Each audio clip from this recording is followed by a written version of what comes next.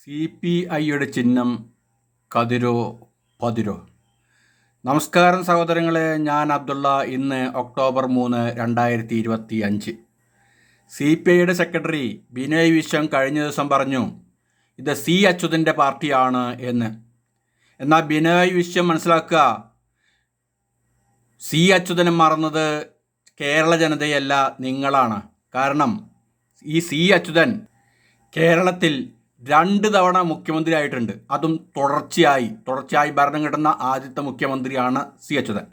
അതുപോലെ തന്നെ P K വാസുദേവനും നിങ്ങളുടെ നേതാവിന് അദ്ദേഹവും കേരളത്തിൽ മുഖ്യമന്ത്രി ആയിട്ടുണ്ട്.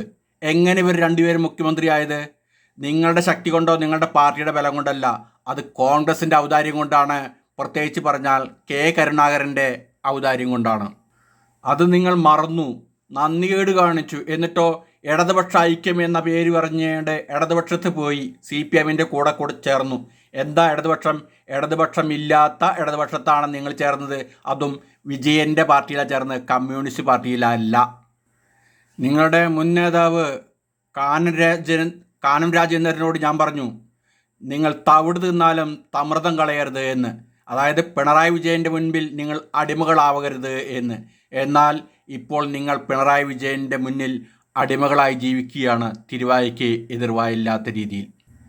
എപ്രകാരം എന്ന് വെച്ചാൽ, കണ്ണു കാണാത്ത ക്രൂരന്മാരായ ഭർത്താക്കന്മാർ ഭാര്യമാരെ തല്ലുന്നത് പോലെ.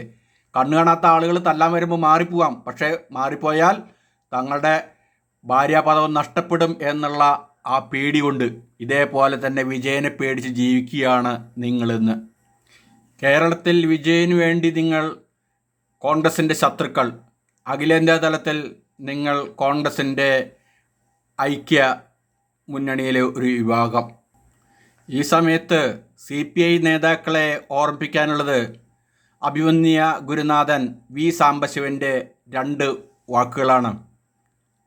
ചേച്ചി എന്തിനീ കഷ്ടപ്പാട് സഹിച്ച്, ദാരിദ്ര്യം സഹിച്ച് ഇവിടെ ജീവിക്കുന്നു, ഇറങ്ങിപ്പോരൂ ചേച്ചി എന്ന്. രണ്ടാമത്തെ ഡയലോഗ്,